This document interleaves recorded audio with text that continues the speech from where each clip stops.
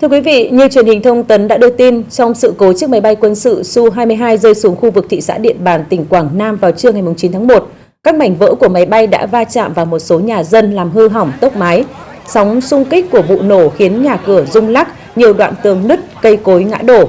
Hiện nay, các lực lượng quân đội đang phối hợp với chính quyền thị xã Điện Bàn, tỉnh Quảng Nam hỗ trợ các hộ dân sửa chữa lại nhà bị hư hỏng do ảnh hưởng của sự cố này. Việc sửa chữa nhà hư hỏng sẽ hoàn thành trước Tết.